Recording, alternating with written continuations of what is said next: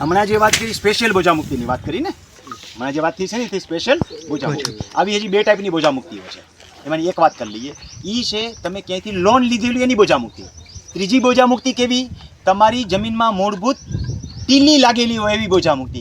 કચ્છમાં છે જ જે જમીનો અગાઉ બીજાને આપેલી હતી ટેન્ડન્સી રાઇટ નીચે, અને ગીરોની બોજા મુક્તિ હોય છે ને, ગીરો થયેલી હોય જમીનો હોય, લોટ ઓફ જમીન કચ્છની અંદર છે.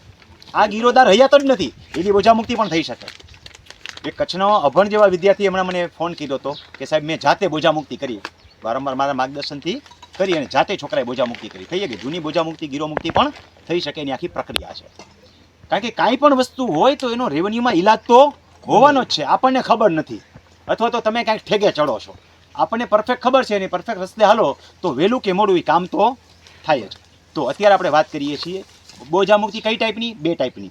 એક તમારો તાજેતરનો બોજો છે, તમારો માને કે મંડળીનો બોજો છે ને બેંકમાં જવું છે, SBIમાં છો ને તમે થાકી ગયા એટલે તમારે બેંક ઓફ બરોડામાં જવું છે, તો આગલા વાળાની બોજા મુક્તિ કરવી પડશે ને. તો એક તો એ બોજા મુક્તિ માટે કાંઈ નથી કરવાનું, NOC લખાઈ આવવાનું અને બોજા મુક્તિનું ફોર્મ ભરી દેવાનું છે. પણ કેટલીક બોજા મુક્તિ ડૂબવાળી બોજા મુક્તિ હશે.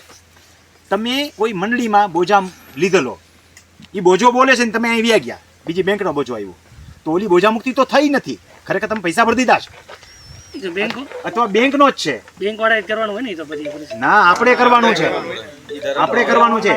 એ લોકો કાંઈ કરતા તમે ધિરાણ લેવા જઈએ પછી હવે બેંક ઓફ બરોડા છે દાખલા તરીકે, એમાં તમે SBIમાં બેંક ઓફ બરોડાનો બોજો બોલે છે, તમે ભલે ખાતું ભરી દીધું છે પણ બોજા મુક્તિની નોંધ કરી નથી. અત્યારે તમારી SBIની છે તો ઓલી બોજા મુક્તિ તમારે કરવી પડશે ને. તો આ કાંઈ નથી કરવાનું, બેંક પાસે જઈને NOC લખાવી આવવાનું છે. NOC લખાવીને અરજી કરી દો એટલે તમારી બોજા મુક્તિ થઈ જશે.